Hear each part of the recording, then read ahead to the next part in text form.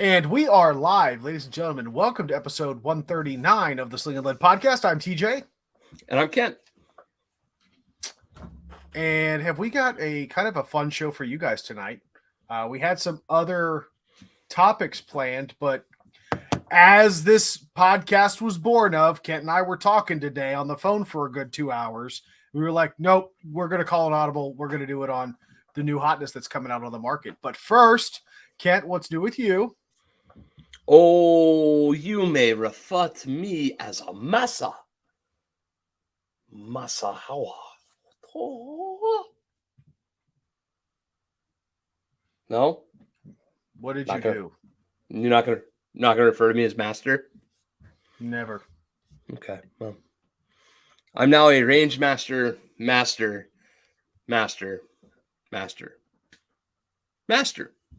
instructor. That's a lot of masters. I don't know how many masters there actually are in the thing. But what I did was I went to Atlanta with my friends, and I came back with a piece of paper that says I have a certificate as a range master firearms instructor. Might say master handgun instructor now I think of it, but you know the drill. Range master. Semantics. Master. How many masters are there? So let's just say yours says handgun. What are the other options? By the way, folks, this is a bit of a sneak peek. Yeah, a future episode, we will be going over this in detail. Well, as much detail as Kent and team are comfortable releasing. But yeah, we're going to talk more about that. Okay, so here's the deal. There are no, you can't be a range master shotgun or master rifle or master cannon instructor. Although that would be fun. There are 419 active range master instructors, according to their own hoopity-doop.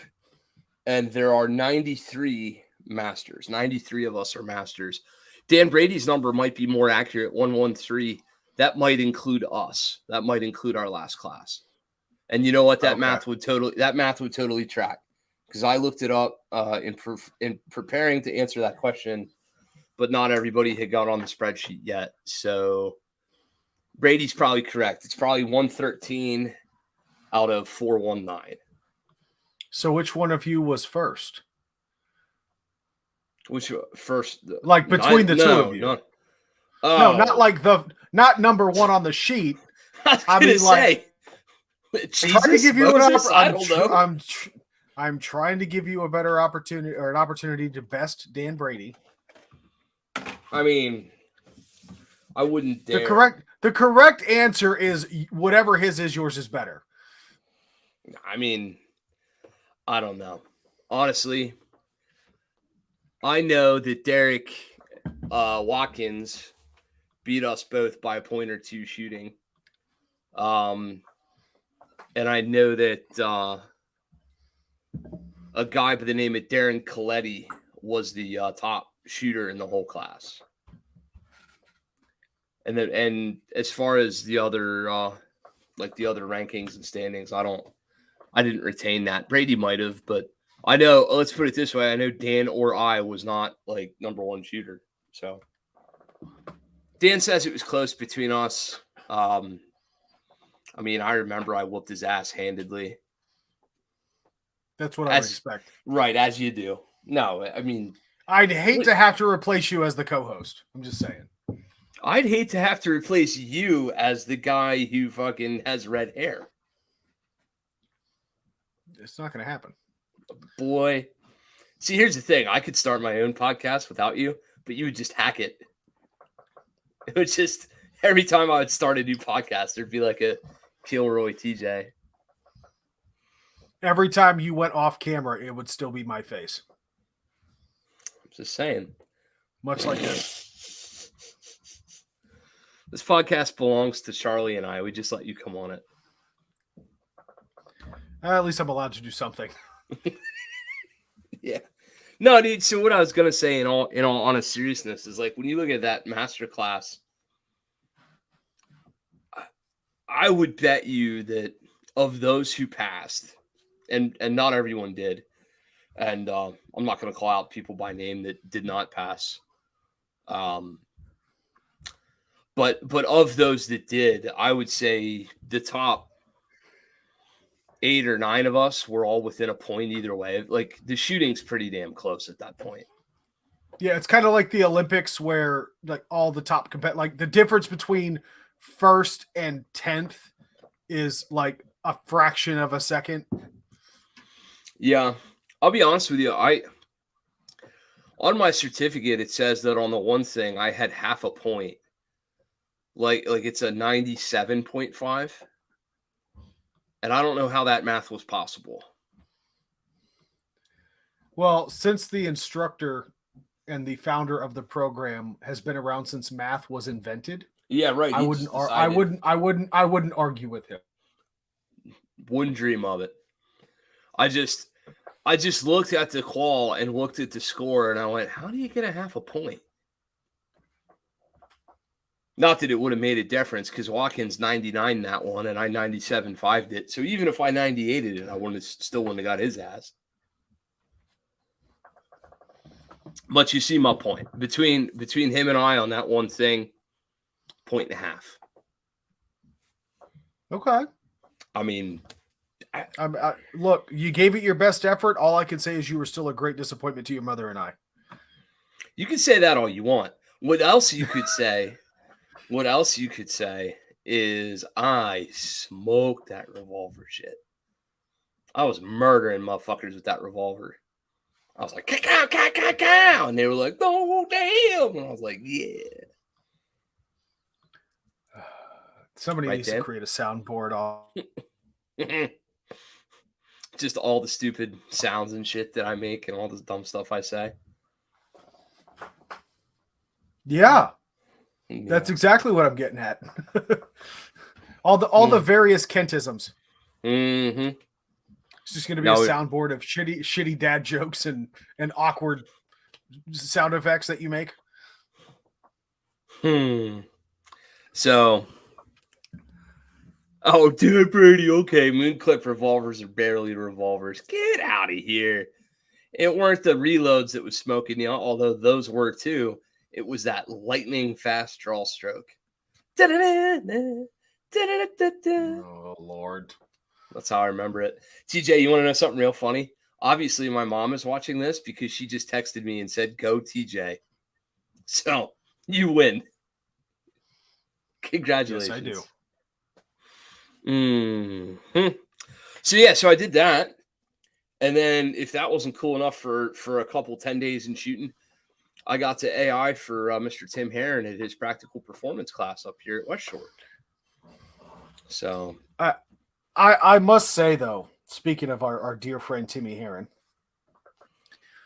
folks, if you have not yet had the privilege and astute honor to see the Apache Solutions videos of Between Two Berms, yeah, your life is clearly incomplete.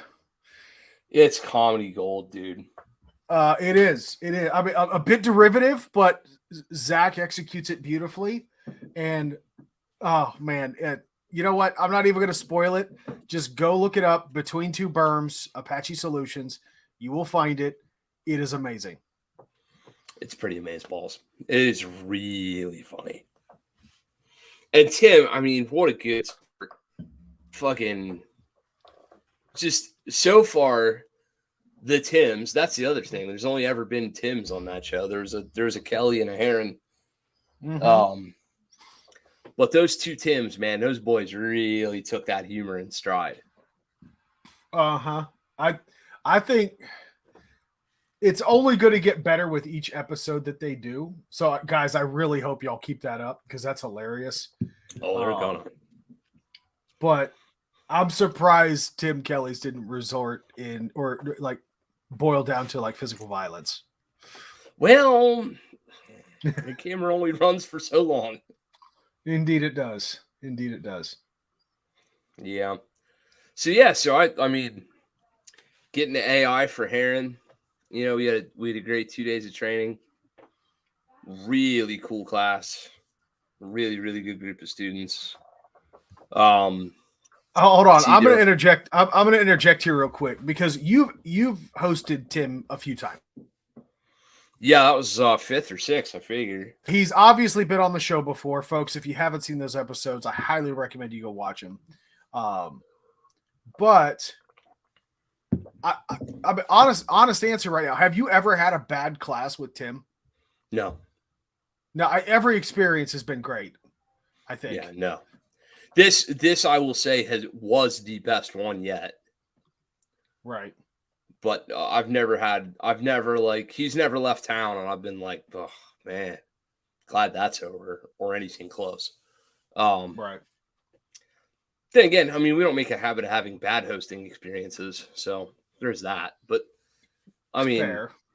But there are some you look forward to probably more than others, though. Not just because of your personal connection with these guys, but because they're good dudes. Like they're fun to be around. It's a toss up between and like everyone we're talking about is like dear friends of mine. So it's like asking me to pick a favorite is like asking I'll pick just one puppy. But like, man, if my entire training career could be just reliving that past weekend for the rest of my life and somehow getting, compensated for it to the point where my family could survive and that be all, I would do that shit. I would Groundhog Day that weekend every weekend fucking forever. It's awesome, man. It was that good. I mean, the students were so plugged in. We had 12 students and we did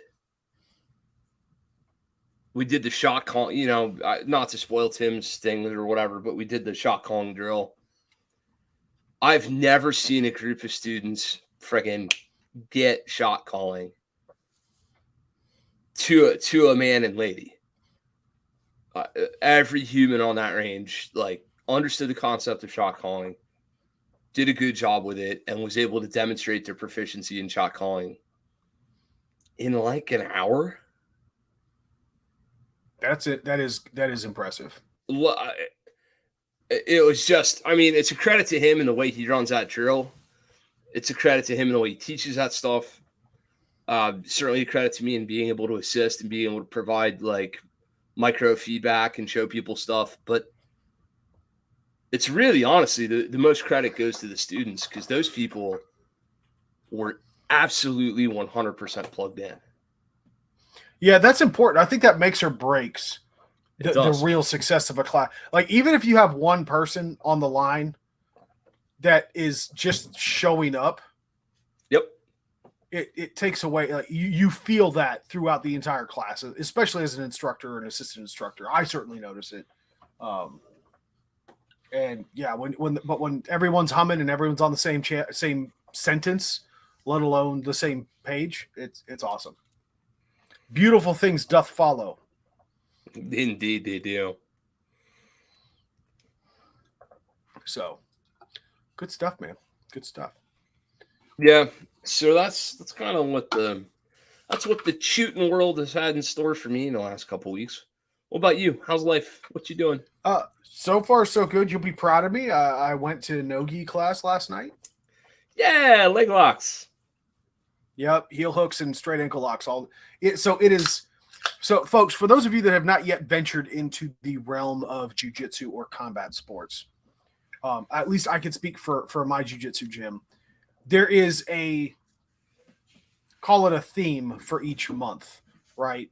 So maybe 1 month you're working just close guard. And then the first half of the month, you'll do attacks from close guard. The second half of the month, you'll do, escapes or counters to those attacks. So it builds nicely, and it ultimately becomes kind of I don't want to say a set and forget curriculum, but categorically, if you can establish what you're going to cover for those periods, for that 30-day period, the rest just kind of falls into place when you've got quality coaches and professors. This month is leg lock month or leg attacks month. So I'm sick this month. I'm sick this whole month. I ain't want none of that shit. You leave my legs. So I've gotten into this habit of trying to mentor some of those junior to me. I'm not one of those guys that's just going to be like, oh, well, I'm a blue belt. I've been doing this for 3 years and I know my shit. I do appreciate helping to the opportunity to coach the white belts and the newbies, if you will, in some of the more basic fundamentals, right? And just when you look at someone and they're like, hey, is this supposed to hurt? And I say, no, your knee will blow out before you feel the pain. The look on their face that just kind of melts into position of utter terror is such a beautiful moment in life. You stay the fuck away from my legs. I will shoot all you motherfuckers. That's why we carry guns. No. Stay away. Hold on. The cankle lock.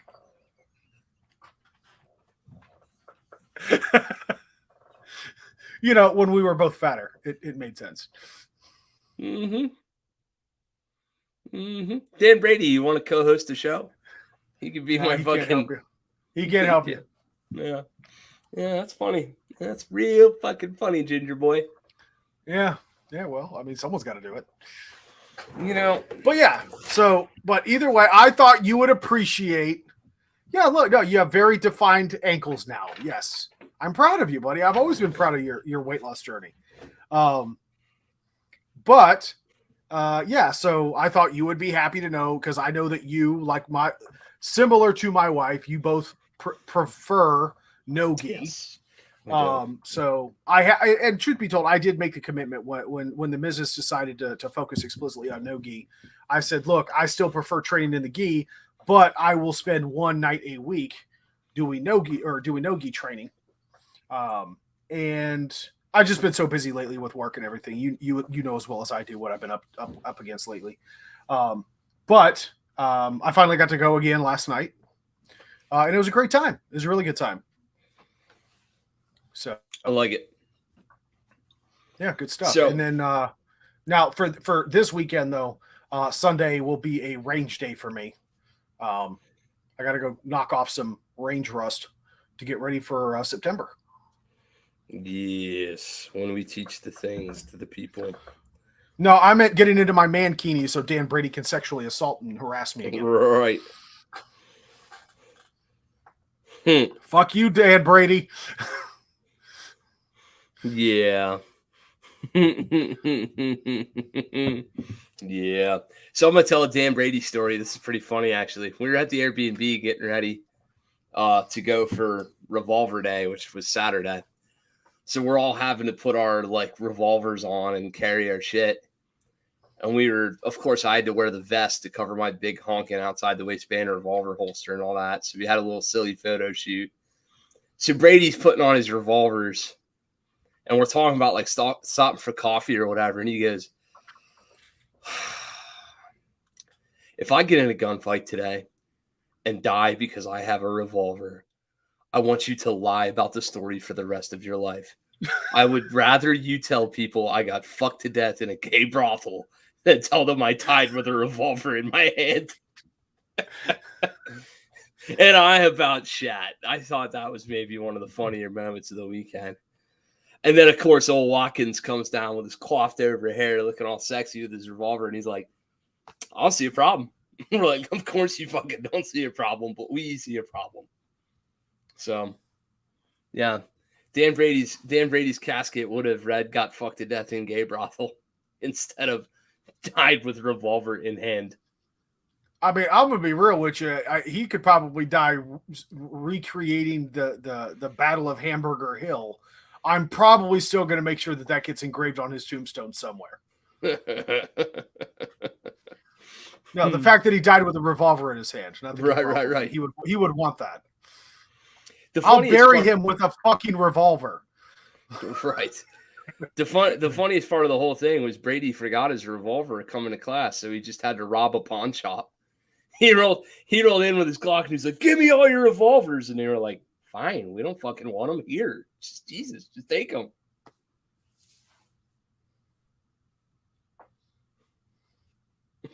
Okay, TJ, that's fine. Just look at whatever you're looking at.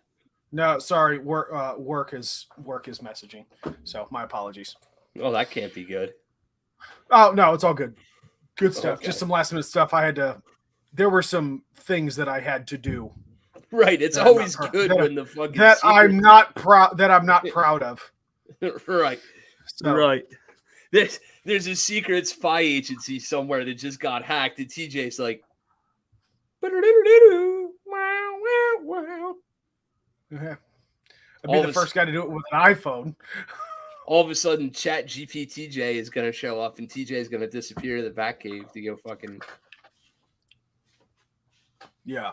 Although, just as a side note and a public service announcement, before we do get into kind of the meat and potatoes of tonight's content, guys, it's no secret.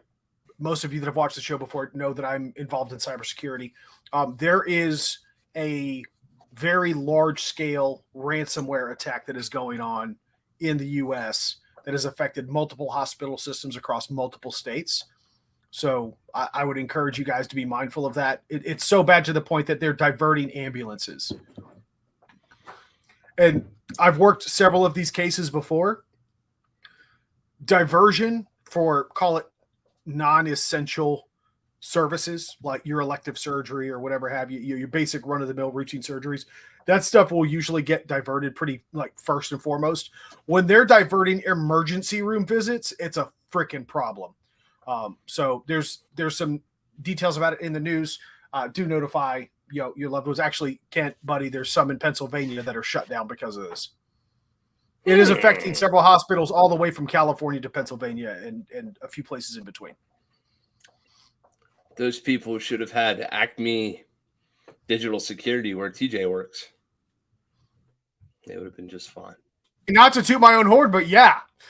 There is demonstrable proof that there is a reduction by 72% at least for people that follow our program to have these types of events happen. So that's www.gingeracmesecurity.com/Kent just made this up to protect the identity. Hey, that would go great on a shirt when the abbreviation is GAS. So note to self. Change LLC to DBA as Ginger Acme Security. Yeah, do that.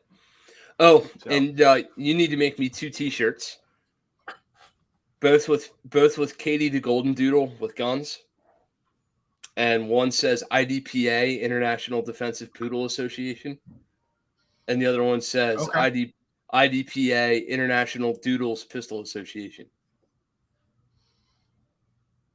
Okay. I could do. We do need to launch just an entire T-shirt line of tactical dog shirts. That should be a whole. Yeah, I'll get working on that. The Corgi Cannon, the Mastiff Mauser. Ooh, right. I like it. Right. Yeah, we could do something with that one. Yeah. All right. So. To tonight's topic. So tonight's topic is the new Hotness.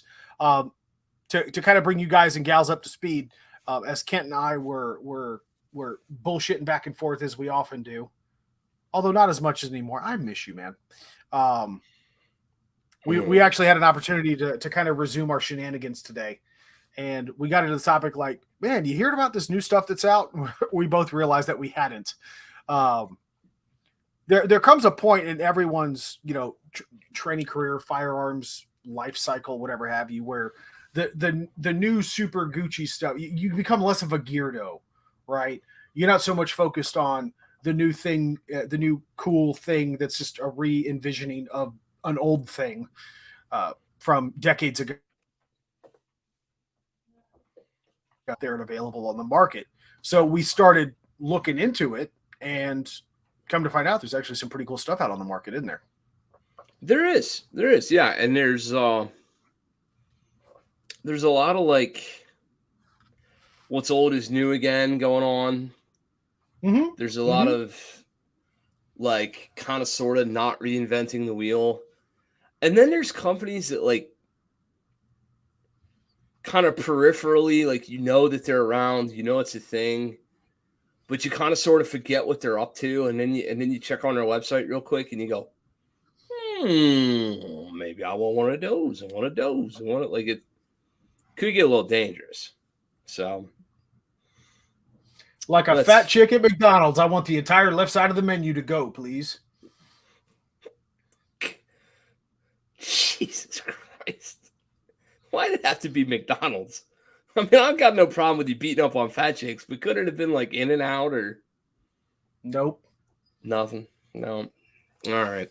So, let's see. Let's go with an example of something new on the market. And dudes and other non-dudes that are in the chat, if you've got a gun that you're like, woo, we want to talk about it.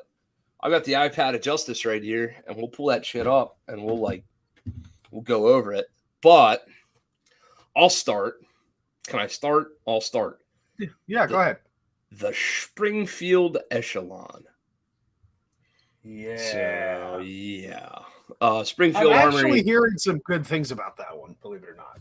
Well, a fella who I know real well, who I'm ashamed to admit works for me when it comes to some of his gun buying choices, fucking picked one of these things up. And it is adequate.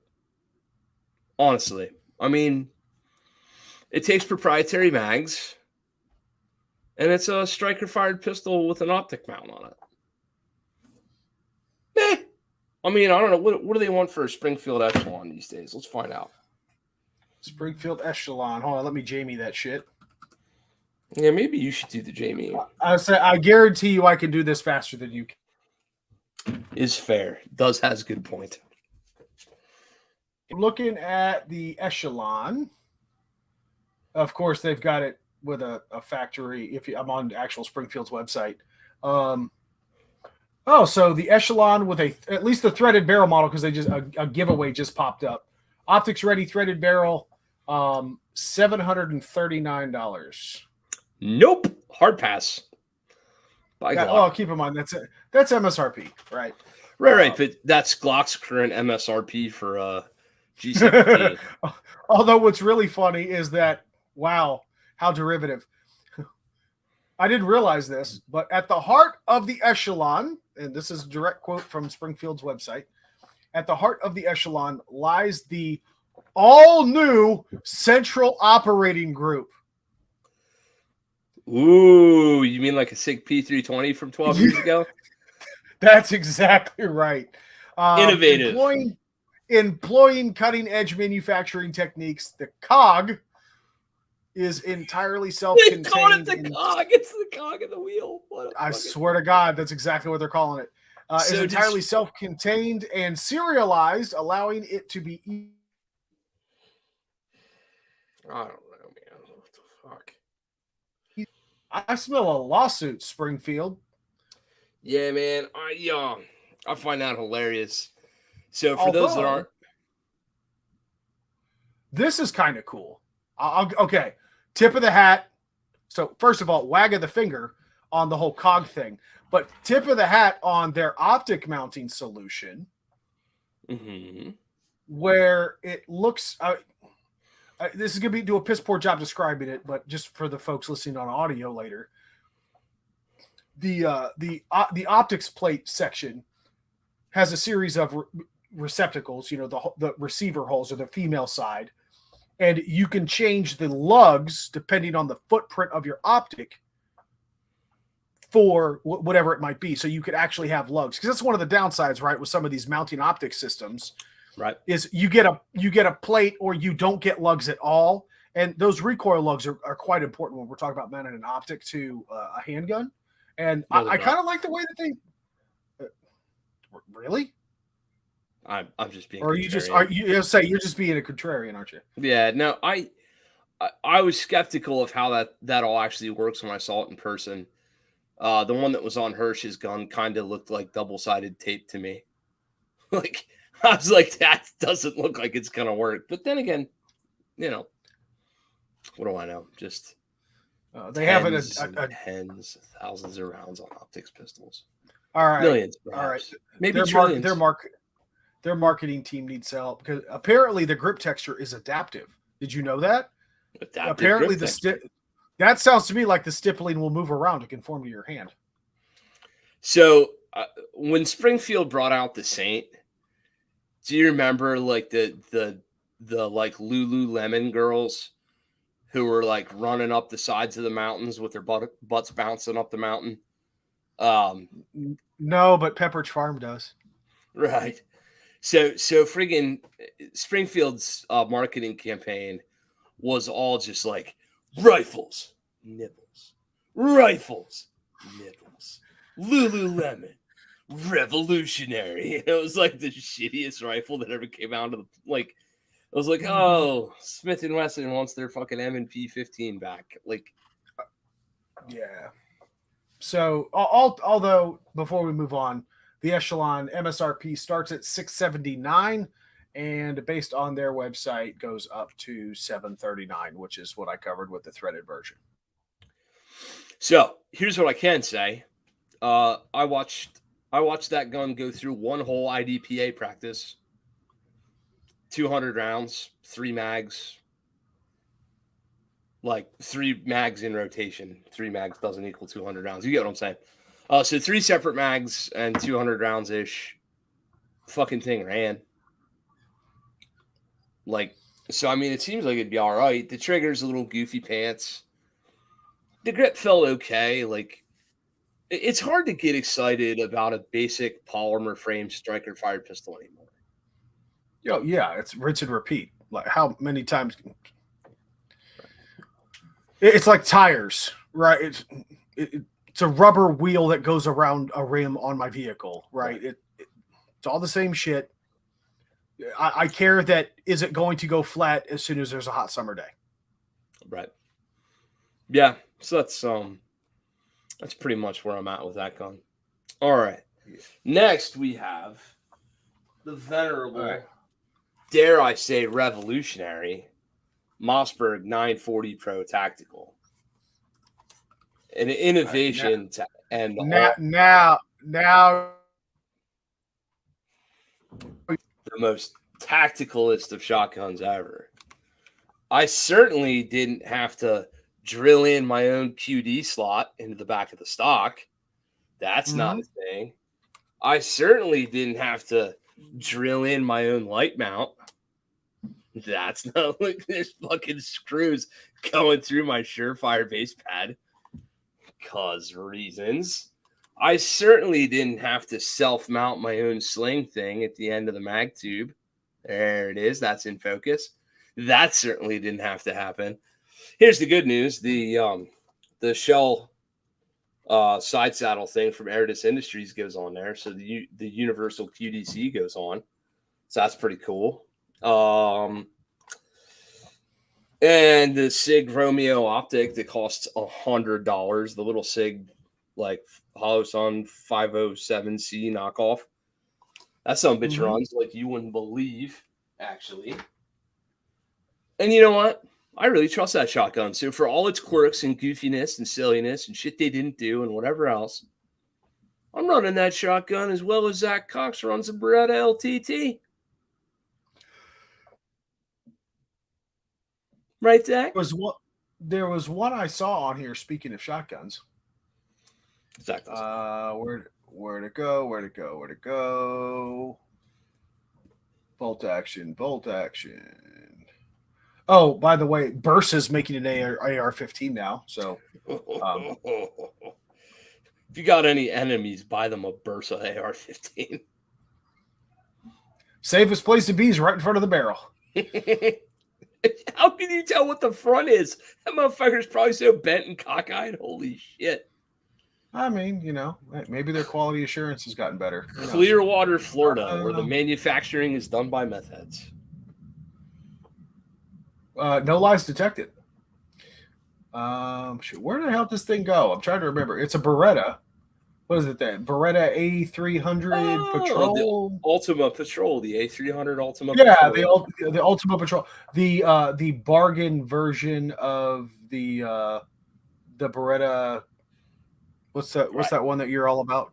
The LTT. So what you're actually saying is So the Ultima Patrol, there it is. The Ultima Patrol. Well, this came out. Right. It came out after the Mossberg, but you're a victim of your own impatience. Impotence or impatience? Impatience. Okay. Yeah, I should have. If I'd have known the A300 was coming out, I'd have bought one of them. But I'm going to argue that my Mossberg is just as good because for me right now it is. Justin, well, just I will say this: shotguns. they did just release a Mossberg 940 Pro Tactical with a hollow sun already that comes with it. Yeah, that's the one I have. It's just the SIG. Oh, okay. So I didn't realize yours was optics ready. Yeah. Well, ready. This actually looks like it. So it's got like a milled spot on the top of the receiver. Yeah, mine does too. It's got an optic on it. They sold it. Here, look. They sold it. Does yours have a hold on your barrel lug or the clamp between your barrel and your magazine? Did yours have an M-lock slot on it? Yep. Okay. Yeah, okay, so this is the same shotgun then. Yes. So they sell it with the optic and without the optic. I just went like $100 cheaper to get the one without the optic, and then got $100 optic. Okay, gotcha. I will say banana pants, and it is not. I would obviously not call it new because it's just a 1911. But for those ballers in the audience, if you're looking to really flex on the pores, allow me to introduce you to the Cabot Guns Damascus 1911. Let me get back. First of all, this thing is absolutely gorgeous. As soon as I can get back to it. Almost there. Dead air time. Nobody likes dead air time. I'm going to find it here soon enough because that shit is sweet. It's spelled Damascus. Ah, there we go. Yeah, so the Cabot Ultimate Carry is a full Damascus stainless steel 1911. Oh, wow. 120 layer Damascus steel construction. By the way, just from a person who dabbles in blacksmithing and knife making, doing Damascus with stainless steel is freaking hard. Which is probably why this one has the sticker of 34,009. Oh, wow. Mm-hmm. Hold on. Can I read this thing right quick in my tactical instructor bro voice? Ready? Oh, God help us. Okay, go for it. Our first foray into the use of artisan Damascus pistols back in 2013. Since that time, we have developed specialized expertise working in this material. But this is the gun that started the journey. It doesn't say but the rest of that is directly off their website. It's pretty fucking baller, dude. $34,000 1911. You know, mine would have fucking 34,900. Mine would be fucking covered in grip chalk and like fucking beat to shit and idiot marks on the frame, and just like people would be like, "What in the hell? How I'd never clean it. Mark the mask? I'd never clean the fucking thing. Just never clean it. Never clean it. It's stainless steel. You don't need to clean stainless steel, right? So, yeah, just had to bring that. That came across in my. But absolutely gorgeous gun. Once again, that is the Cabot. What do I call it? The Cabot Ultimate Carry. I'll be real with you guys. Like, I like Cabot stuff. Like, because for those that don't know, the Cabot guns is known for very high-end 1911s. They got their claim to fame because they produced the first 1911s that were made out of meteorite. And they've always made absolutely beautiful firearms. This one's probably my favorite. That's pretty cool. Hold on. I'm going to do my instructor YouTube bro voice for the Echelon too. This is fucking, I'm enjoying this. The Echelon from Springfield Armory sets a new standard for modern striker-fired duty pistols. With a host of patent-pending features, this modular and highly adaptable handgun is designed around a robust stainless steel chassis and a revolutionary optics mounting system. Engineered with superior ergonomics and built to withstand the harshest conditions, the Echelon takes its rightful place at the front of the pack. Dude, I am fucking missing an obvious opportunity to be the marketing voice in the gun industry. You're going to be the next Optimus Prime, dude. I can see it. Optimus Prime. Yeah, I can see it. I just got goosebumps. Can you tell? Right. All right. So what else is on the market, man? What else is new? What did you come across that piqued your interest? Give me something that you think is cool, right? Because we've been busting on some stuff a little bit, except for the Cabot. I think we all just kind of, died a little inside, realizing we can't afford a Cabot. At least not without mortgaging off our children's future. But let's see. What's got you excited? What's got you pumped? I'm kind of trying to think.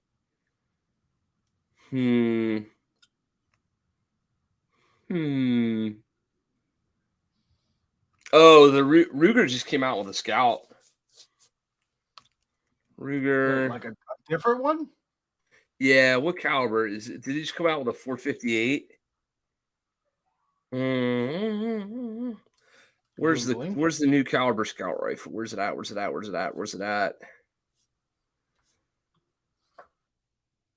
I'm on their website. 350 Legend. Yeah, I see it. That's kind of neat. Although I do think it's a bit comical, though. Because there's recent buzz around the internet about a new 360. What the hell do they call it? The 360 Buckhorn, I think is or Buckhammer. The 360 Buckhammer is supposed to be outshining the 350 Legend cartridge. Well. Oh, they've got one in 450 Bushmaster too. There we go. Right, I knew you'd like that. I like the 450 Bushmaster. The brass makes a damn good cigar cutter too. Yeah, I just tried to use that earlier. That was pretty cool. Where am I on their website?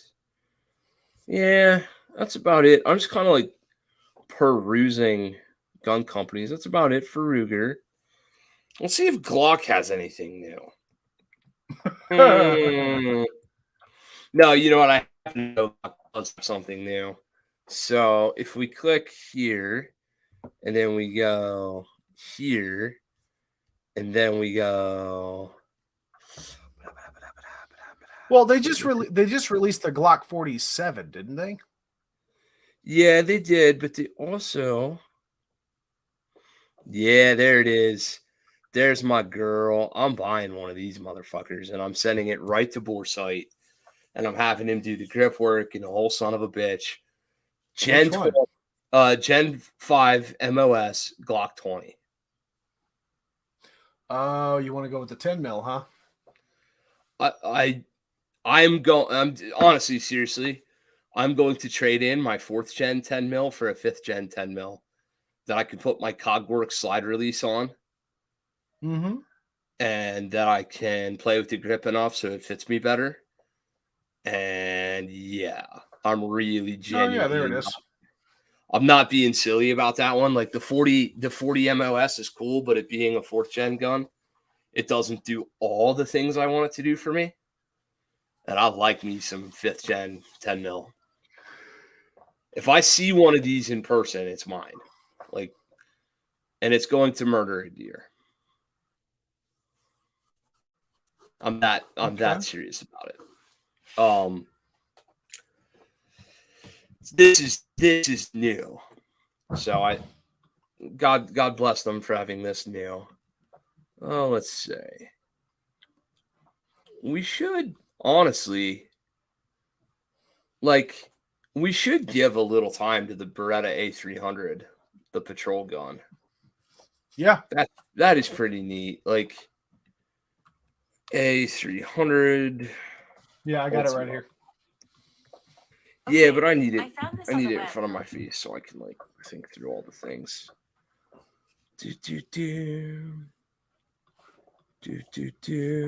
Ultima Patrol is what I need to type. Again, this is just a matter of if I sees it, I has it.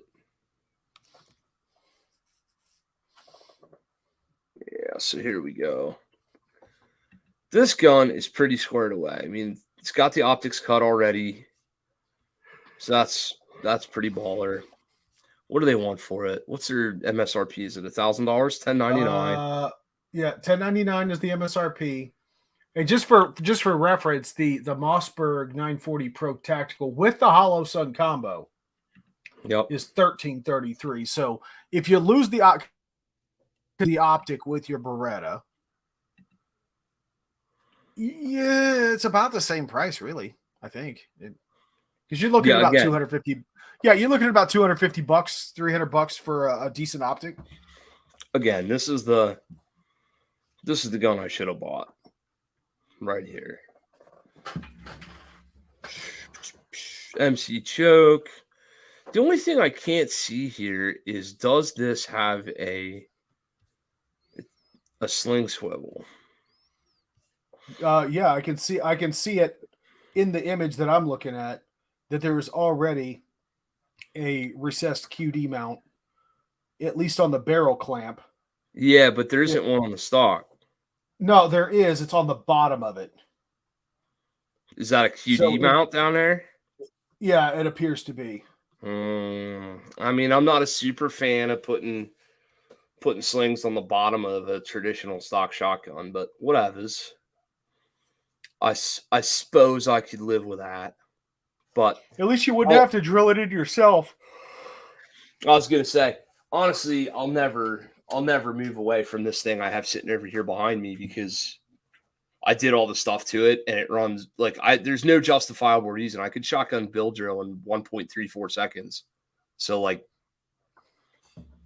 I don't need any flatter recoil control. I'm getting good patterns out of this. I have it set the way I want it now. It works just fine. It's set up well. No, look, man, when I had my 930, I mean, it took a little bit of finagling. Like, there's just a couple of small things that I had to do to get it to run flawlessly. But it was literally limited to removing the shell catch and hitting it with a very fine, like, sharpening stone, just to not there, because there's a slight burr on the 930s when you get them from like brand new on that shell catch. So if you remove the shell catch and you just hit it with a stone just a little bit, knock that burr off, and it's golden. From a reliability perspective. I do understand that they allegedly fixed a few things from like this, because the Mossberg 930, one of the bigger issues with the 930 was, unlike their contemporary, alternatives, like any of the Beretta offerings, the Benelli offerings, was the gas system was not self-cleaning. From what I understand, they've improved on the 940 rather, to be a bit more self-cleaning. It's not as perfect or as thorough as, say, the Beretta or the Benelli, but you're talking about the difference between $1,000 shotgun versus a $4,000 shotgun, right? So the fact that they even made that much of a step in that direction with the 940 for the price point that they did it at, I can't be mad at them. Yeah. That being said, I don't have to clean my pump shotgun. Just saying. All right. So Henry rifles. Homesteader 9mm. That's pretty fucking cool. So I gotta disagree. I gotta disagree with you on that one, man. You don't like it? I don't. No, I don't. Okay. Maybe I'm being a bit shallow on this, but when I think of Henry rifles, I think of a very particular staple, right? They're aesthetically pleasing. They look good. They're lever gun, like they focus on lever guns, the whole combination of steel, brass, and high quality wood furniture. Heirloom level, but inexpensive. Like you're not paying $35,000 for one of these rifles, but still, you'd be proud to hand them down to your children or your grandchildren, whatever have you. The Homesteader thing, it's giving right? I feel like the PCC market or pistol caliber carbine market is flooded, and already, like I've got a Ruger PC carbine and I like it, but there's a metric ton of pistol caliber carbines out there, and I'm sorry, I don't see how adding a proprietary magazine to this is making it any better. I got you. So while we're on Henry's offerings, wow. See, I like their stuff. Yeah, see, the Henry Masterpiece Collection right here on the top. Like, that's exactly what I'm talking about. So they have these Mars leg, 357 mag, 38 special. Mm-hmm. These are new, side gate. I like that. See, that is one innovation I'm very glad that they did do. I am glad that Henry started to go to a side loading gate. I'll give him that one. Yeah. So like, what do they have? Big boy brass, side gate carbine. What do they got? Yes, they got this in 357, 38. I think a 357 or 38 lever gun might be in my future. So I've actually shot one of those. Yeah. Significant difference. Like, you could argue that the biggest difference, like if you take a J-frame 357, right? The biggest difference between the two of them is the felt recoil, right? Yeah. You don't necessarily notice that the difference of the terminal ballistics of that round on target when you're shooting out of a 2-inch barrel. You definitely feel it in your hand, but you don't notice it when it hits the target. Okay. When you take a 357 lever action rifle and you load that thing with 357 or 38 special, you notice the difference. Yeah. Like I've got at my parents' property at the home range, if you will, I've got a TA Targets 1/3 IPSC steel target. 357 will knock that bitch over out of that rifle. Nice. Yeah. At about 50 yards, it'll knock that bitch over. I like that. That makes me happy pants. Yep. I wish somebody'd make a 9mm lever action rifle that would run. Yeah, that's the challenge with that, because I think somebody did, didn't they? Yeah, it's a fucking abomination. It looks ugly as fuck. Yeah, but it's also unreliable. 360 buck hammer. Here you go. This lever action X model 360 buck hammer. Mm-hmm. Of course, they've got the big boy revolver. Henry does. Pretty neat. I also like the revolver that came out, but you and I were talking about this earlier. The one thing I don't like about the revolver is it has that exposed extractor. Yeah. I think it should be a shrouded extractor, just because guys, we've talked about it on the show before. It's amazing as you dive into the technology that is firearms and you start to become familiar with your various tools that you have selected to defend your families and your loved ones and so on and so forth, yada, yada. The smallest parts will result in absolute and complete catastrophic failure of some of these firearms.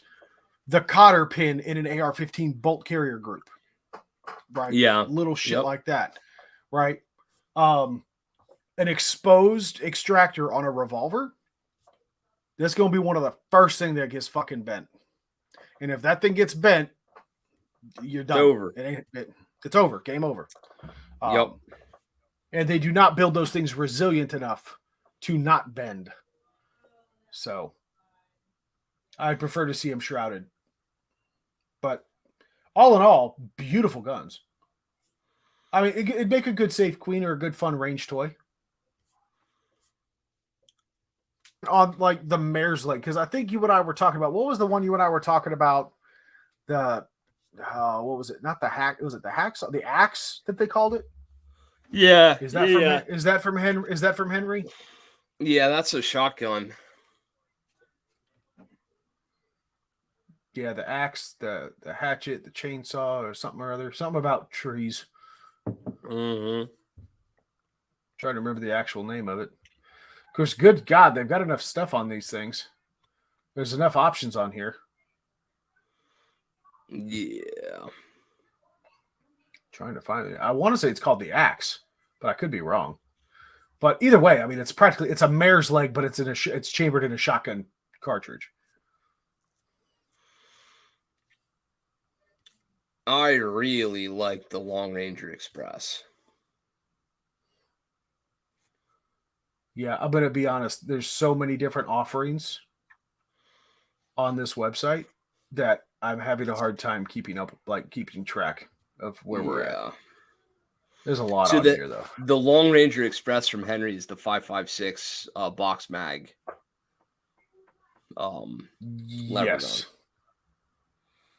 And I really love this one. That's fucking rad.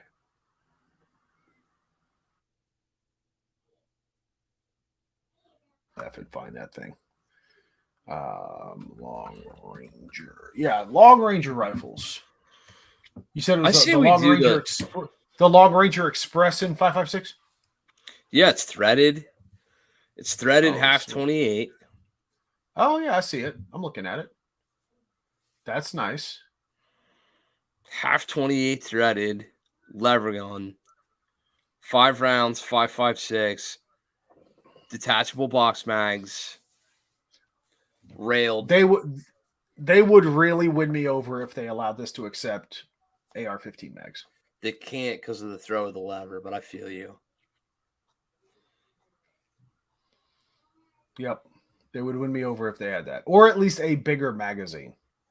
But look, it's intended to be a quote unquote ranch rifle. It's not meant for fending off the zombie hordes of the apocalypse. Right. So I mean, I could fucks with that, to quote our beloved Cam Hayes. I was going to say, that's a Camism right there. But, dude, I mean... All right, I got to throw a wild card at you. Throw a wild card, because this isn't necessarily the new hotness. But I'll tie it in. What gun is no longer made that you wish they would remake and bring back with a modern... Oh, man. I no longer made. Yep, no longer made, been discontinued. Maybe the company went out of business, whatever have you, whatever reason, but it's no longer made that you wish that would come back with obviously more. Because that's one of the differences. Like everyone talks about, like they don't make them like they used to. I'm going to be real with you guys. When it comes to firearms technology and manufacturing, the ones back in the day weren't always the best quality. Like some of the metal was kind of shitty, whatever have you. Came across a bit janky. Yeah. Don't make him like the man. All right, so you really have me in a quandary here.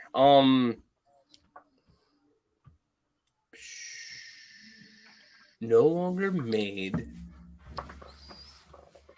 discontinued model that you really liked. I'll give you an example. This is easy enough. I really like my Ruger Gunsight Scout Rifle. Mm-hmm. And my particular variant of that gun that is a 308 detachable box mag with a 16-inch barrel is no longer available left-handed. Now, I mean, I've got one, so who gives a fuck? Matter of fact, now that we're talking about this, I'm taking that gun out shooting tomorrow. Thanks for that. Appreciate the help. Just what I needed to do is spend a bunch of 308 ammo tomorrow, but we gives the people what they want. I really like the way that rifle was laid out. I think this 5.56 Long Ranger Express is going to make a really good James's first centerfire rifle. This is one of them guns you're going to wish you bought someday, and it's not available anymore. So this is going to be one of them. What's truly like not made anymore at all? Who discontinued what? while we're on the Ruger train, Ruger discontinued some of their SR 1911s. They were pretty baller. Some of them. They still have an SR 1911, but their line is way reduced. Man,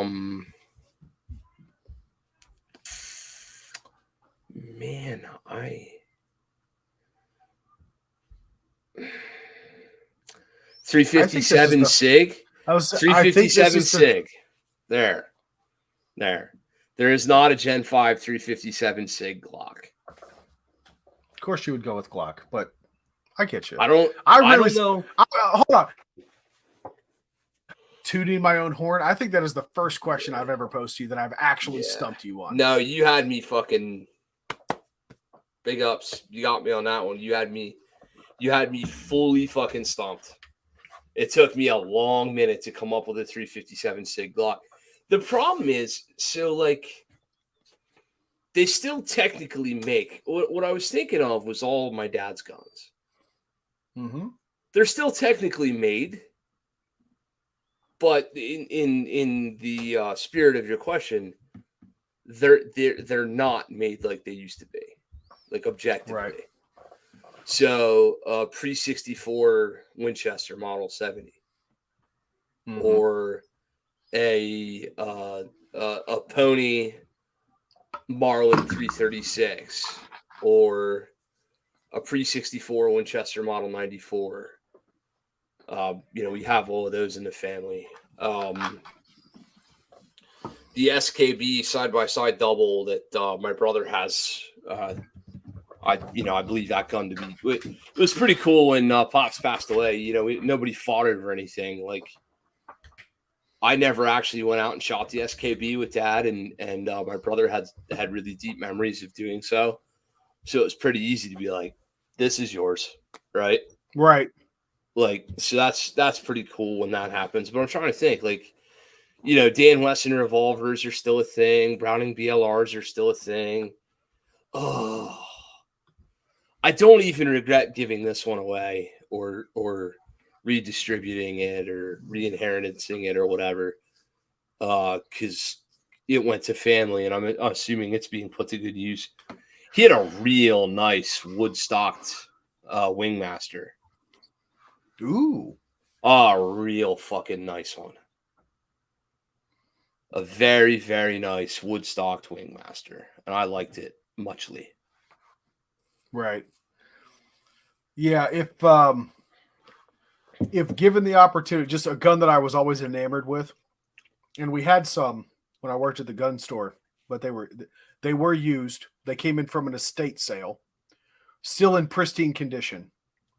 But we had a series of Ruger #1 rolling block rifles in various calibers. One that I was particularly fond of that they do not make anymore is the Ruger #1 in 4570 government. Because one, the Ruger #1 rifles are absolutely beautiful for what they are. Single shot, again, rolling block rifles.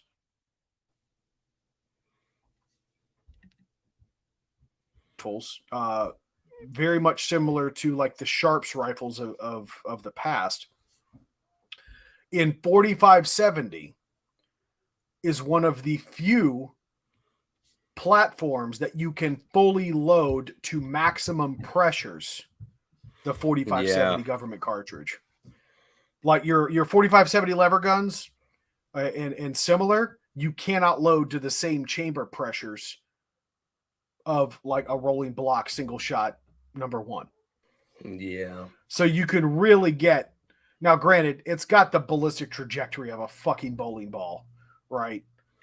But when you have a cartridge like the 4570 and you have to download it, or you have to go to a different recipe because you've got a lever gun that's already kind of neutered compared to what its max capability is, you're really missing out on the capability of that cartridge. It's just an amazing gun. Those are neat. Mm-hmm. Yep, I think the ones that came closest to it, and they're not rolling block, they're break action, would be the Thompson Centers, like the Contenders, but those are still made today. So that's fair. So I did like those. I really liked the Thompson Center Contender in 500 Smith and Wesson and 460. That was a trick little rifle. Right at a 16-inch barrel, threaded. I mean, the 460, the 460.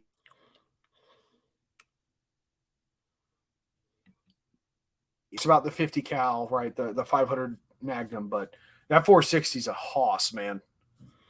Yeah, those are pretty neat. I may or may not be perusing Boresight Solutions website. Oh, trying to get a build list and a price estimation on your Gen 5 Glock 20 that you're drooling over right now?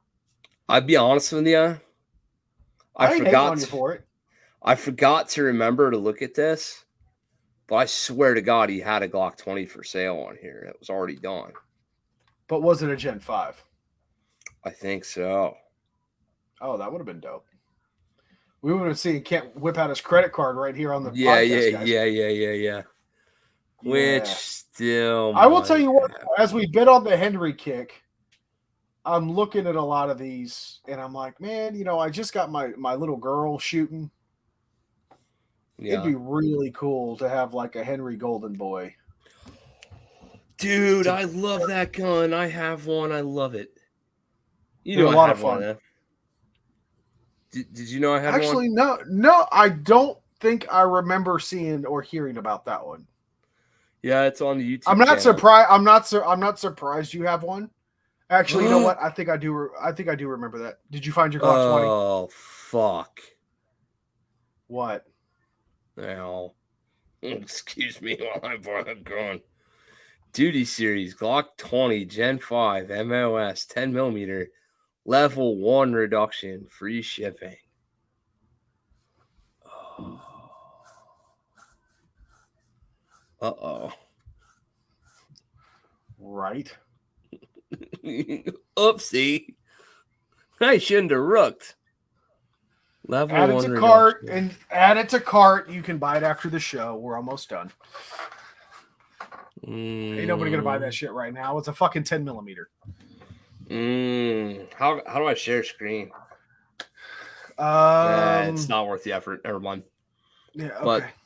But level 1 grip production. I wonder. So can't. Go ahead. Finish your thought. I wonder which Boresight grip production I want. This could be a rabbit trail to go down later, but I might be. Yeah. I will say this. That's the one thing that I wish that Boresight would do. Like, hey, I'm not sure exactly which one I want.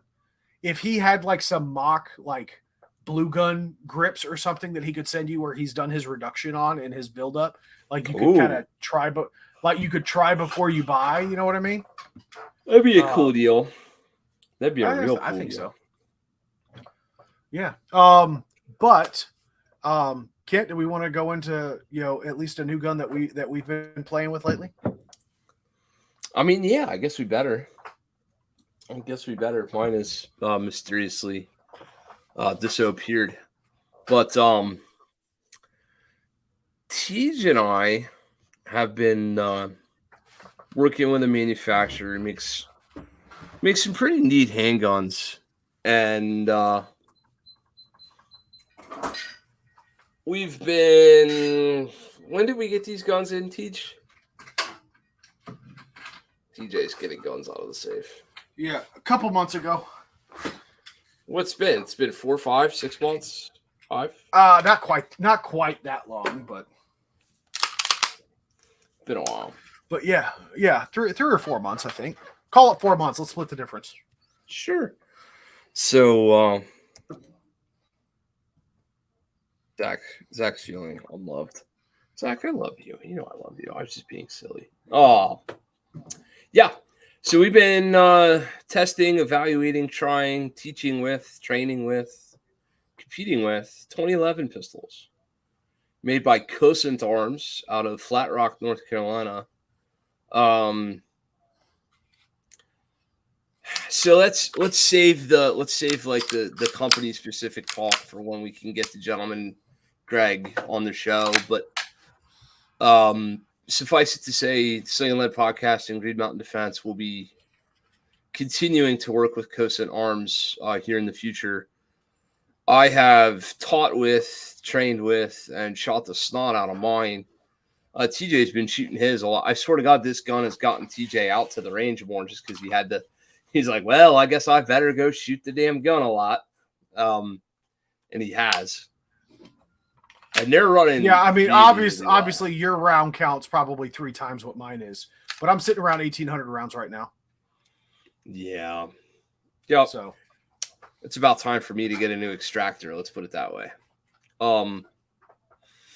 So I gotta say that this whole 2011 transition thing has been interesting for us. I know it has for me, and I just I'm not an entire 2011 novice. So what's been really cool about this whole process is just your reaction and like the conversations we've had, because you've always kind of hemmed and hawed over it. Right, because this is quite clear from 139 episodes, right? That's over 200 hours, right? Closer to 300 hours of Glock. Like you are very clearly a Glock guy, as am I, quite honestly, right? But again, I'm not a novice when it comes to 2011s. I have shot, I've owned, I've run 1911 or 2011s in competition, et cetera, et cetera. They're great firearms. And watching, going down this journey with Kent, and here's the fun part. Kent and I both got our guns relatively about the same time. I think they were only a couple days apart, but they're identical. These are identical firearms. I think our serial numbers are off by 10? Yeah. But we had same build sheet,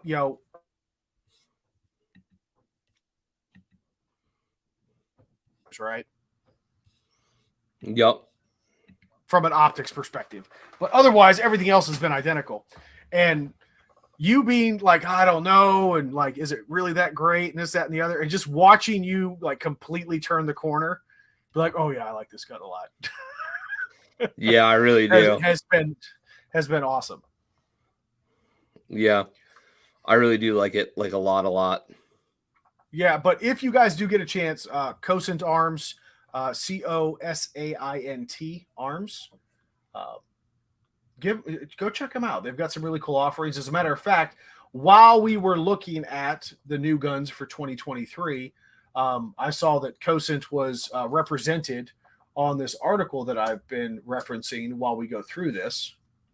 Let me find it real quick. Okay, so specifically their CPFS model. It is a double stack 1911. And let's be clear. And actually, it was interesting because in working with the owner of the company, he actually educated me on something I did not know. And that is the term 2011, though colloquially referred to any double stack 1911, is actually a trademark of Staccato/STI. So this is not a 2011. This is, in fact, a double stack 1911. But their most recent offering, they have, obviously various slide lengths and calibers. They also do 10 millimeter for calibers out there, but they're offering a ported model, where it is ported through both the slide and the barrel. Looks very, very good, very clean, super smooth shooting guns. And if you are going to be joining us at the range at Apache Solutions in September, obviously we're going to have both of those guns there. I will also bring my single stack 10 round 1911 that I have from Cosent, because honestly I was the first one to come across this company. Had the single stack, been carrying that a while, but I will bring both of mine, and if you feel so inclined to test one out, there will be plenty to try. Yeah. So. Yeah, man. But yeah, really, really looking forward to getting the owner of that company on the podcast. He's an absolute great dude. Been in the industry for a very long time. Worked in a lot of really big companies, to include Staccato STI. I won't go through the whole litany of it, but the dude's got experience. He's got his chops. He knows what he's talking about. And I'll tell you what, his customer service is absolutely phenomenal, and that's what turned us on to it and got us wanting to work with them. Because culturally and morally, We felt that they were aligned with Kent and I. Like if Kent and I were to open up a gun company tomorrow, I promise you we will be running it very closely in the same manner, especially with regard to customer service that Cosint Arms runs theirs. So we're really looking forward to having them on the podcast here in the near future. Yeah, man, it's gonna be a long road with this, but so far, look, guys, I was certainly the skeptical Sally in this conversation, and for me to be willing to teach class with a 2011, and I'm going to keep calling it a 2011 because that's what it is. You know, it's gonna be tough. It was learning point for me. It was a learning point for me. I wanted to share it with the people. Everyone's going to still call it a 2011, though. I get it. Right. For me to be willing to be like, you know what, I'm going to teach with this fucking thing. Mm-hmm. Like that says an awful lot. So I think it's a pretty neat tool. I think it's pretty interesting where these guns have gone, and I was very, very, very pleasantly surprised with how quick I was able to make the transition. So I'm ripping on the gun, man. I mean, I could blame it for the fact that Derek Watkins beat me because I haven't put as many reps on it, but that's not true. Derek was just a better shooter that day, right? Like I'm able to do all of the things I could do with a Glock right now, exactly the same, except for I cannot quite reload as quick because I don't have my freaking right side mag release. And I don't have my ambidextrous slide stop. Right? So my reloads are just a skosh pokey. Just a skosh. I kill all enemies before mag run out. I no need reload. Fair. I mean, that's totally fair. And you do that. All right, if you can't do it in 20 fucking rounds. But fucking competition and stuff. No, look, I'm bitter because Tier 1 Concealed still doesn't have those damn mag pouches in yet that will interface properly with my Enigma setup. It's going to drive me nuts. It's going to piss me. It's ultimately going to piss me off because I love Tier 1 holsters. The fact that they don't get those mag pouches in anymore, and I've been on the wait list for 6 months, is driving me up a wall. Just bad shit. Just god damn it. Yeah. I'm here. I'm here. I'm shut up and take my money. I'm right here. And nothing, man. I get no love. It's because I'm a ginger. Yeah. No, it is. I mean, you are a ginger, so they just don't care about you, I guess. I don't know what to tell you.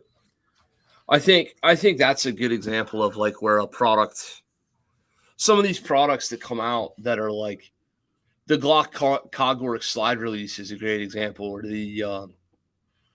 or the striker control device. Like before LTT bought those striker control devices, you couldn't fucking get one. It was like the greatest product, but you couldn't get one. Right. Mm-hmm. Does LTT still call them the striker control device? Yes, they do. I see it. Glock striker control device, the SCD. Why don't they just call it the Scud? Holy shit! What do they want for it now? $100? $85. Yep. Well, they don't have Gen 5 in stock. You can only get them for Gen 1 through 4 right now.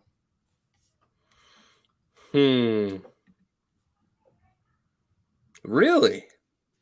Yep, I'm on Langton's website right now. That's fucking annoying. Yeah, I wonder if they work for Gen 5 Glock 20s.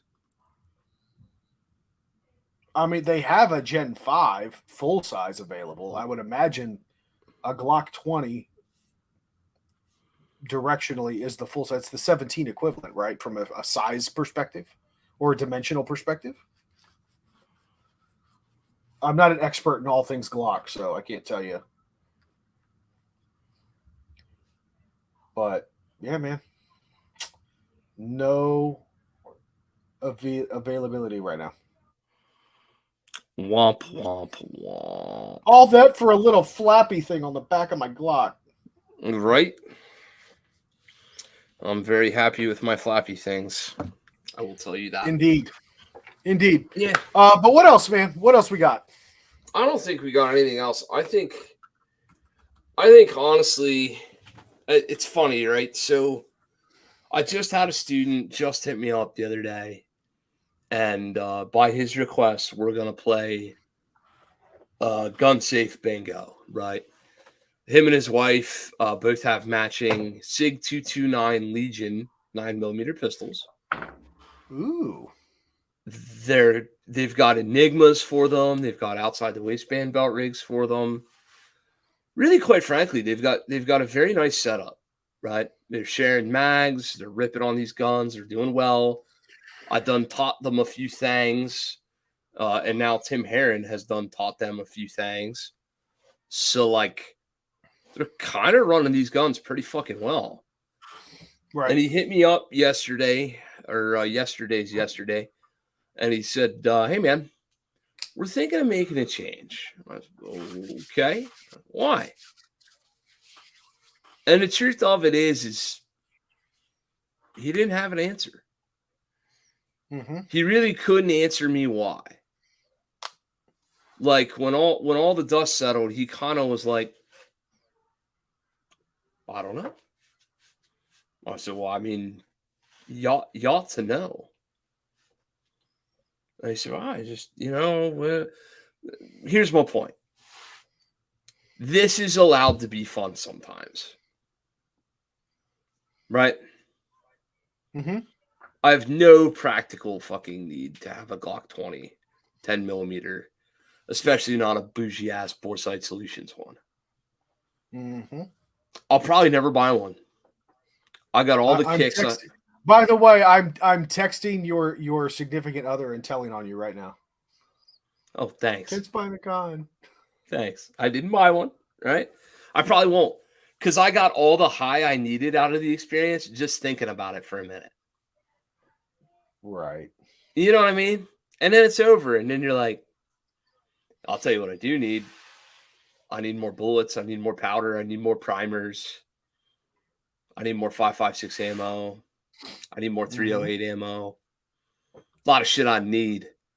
So if this whole like new gun fever catches you and you're just like, yeah, I want to play with something and you can afford it and whatever, and that's what's real dangerous when boys with toys can't afford shit, then do it, dude. Go for it. Have your fun. But if you're talking like serious work exploits or serious carry exploits or whatever, where it's like, no, this is going to fucking matter. Like, this is really going to fucking matter for me. Don't be changing shit all the time. Resist the urge. Really and truly resist the urge. I wish like hell I would not have run around all crazy and tried all the different other combinations of Glocks that you could try. Like, there was no honest practical reason for me to have done that, right? Right. You know, the Walther PDPs and the whatever else is, and we've talked about this already here recently, but like, I tried a lot of shit I didn't need to try, as it turns out. And it benefited me in a lot of ways, right? Because I can answer student questions and I can be of help and I can be of service to people. But really, like, at the end of the day, I didn't super learn a whole lot that I wouldn't have learned anyway. Mm-hmm. You know what I mean? Yeah. So I just kind of think like maybe, just maybe, I wouldn't have had to have gone quite so crazy on trying some of that different stuff. Right. That being said, I'm glad I did, because now I have the experience. But I can dig it, man. I can dig it. But although you got me looking at bore sight solutions now too. God damn, you can't. Yeah, it's dangerous, ain't it? Here we go. Now, here's the gun that would actually make some sense, right? So here you go. Duty Series Glock 34 Gen 5, Razorback, aim-point acro P2, Glock Performance trigger with Apex shoe, Advantage barrel, and more. Free shipping. Glock 34 Gen 5 MOS with the following mods: Duty Series grip package, sharp texture, Razorback, frame index points, Glock Performance trigger kit. Changed out the plastic shoe for an Apex tactical shoe. Aim-point acro P2 mounted with a CHPWS MOS acro plate. Trijicon suppressor height sights. Bore sight solutions advantage precision barrel. Stainless steel fluted. Comes with 3 17-round mags. 10 rounders can be added if you're gay. Bore sight logo. Optic was laser bore sighted. Yeah. Okay. So rather than spending $1,300 on the fun gun for $25.79.99, I could have another work tool that could last me, how many years. I just don't know what their Razorback does. I'll be honest, it looks like it'll force you to lock your hand forward or lock your wrist out further a little bit more than the average Glock frame does. In a worse way. Yeah. Yeah, like I'll be honest with you, dude. Like knowing about, because you've talked about it on the show here, but like your wrist problems. Yep. Because with the Glock grip angle, you already have to break your wrist over just a little bit further. With that Ridgeback, it looks like, because it's right at the bottom of the palm, you would almost have to break it over even further. Which mechanical advantage I get. But yeah, I don't know. I could be wrong. 100% I could be wrong on this, but I'm just trying to look at this mechanically, and something ain't adding up, especially when I know my buddy's got jerkeritis. Funny. So there's that. Grip upgrade options. What does it say about the Razorback?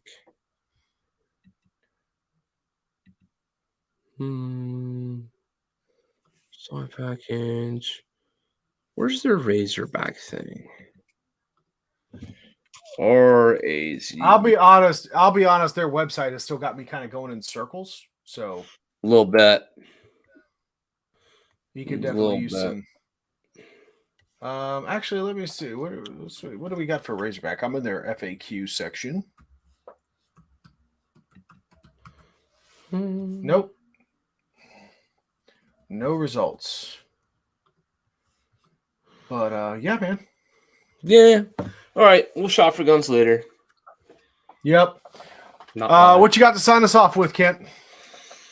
Holy smokes. You should probably come to the co-branded Tim Herron shooting and Green Mountain Defense instructor development practical performance awesomeness class the last weekend of October at West Shore. You should probably come to Defensive Pistol Metrics September 9th, 10th, and 11th at Apache Solutions. You should probably come to our super duper awesome tactical rifle extravaganza in Hummelstown on the 14th of September, except you can't because it's already sold out. You should probably come to greenmountaindefense.com/training and sign up for a private lesson package because I'm awesome. And you should come bask in my awesomeness. And you should probably buy t-shirts and shit from our Teespring store that's linked in the linky links at the bottom. And you should probably be nice to TJ because he's a ginger gorilla who will rip your arms off if you're not. What do you think of that? Man. Arms. Man, don't fuck with TJ. He'll hurt you. This is something about hitting a motherfucker in the face with their own shoulder. It's holy amazing. Fuck, TJ. What? Vanessa Kitty. Hi. Yeah, you just... Yeah, I'm sorry. I already said hi. You one of our original fans, and you just completely missed it. Well, I was too busy shopping for guns on the goddamn internet. What's up, Kitty? Yeah. There you go. That's fucking cool. That was a genuine reaction, Vanessa Kitty. That was like, I would hope so. That was me being like, no. Anyway, yeah. Bye, everybody. Yep. All right, guys, that's all the time we have for this week. Of course, you are going to buy gun stuff. You might as well buy it from our affiliate links, greenmountaindefense.com/affiliate-links. Link down below here. Gets us a little kickback, doesn't cost you any extra, and you get to support a phenomenal Second Amendment podcast that is all about pro training and making you responsible self-defenders. Until we see each other again, God bless you all. Take care of each other. Get out and shoot. Bye, no guys. toodles? Toodles. Toodles?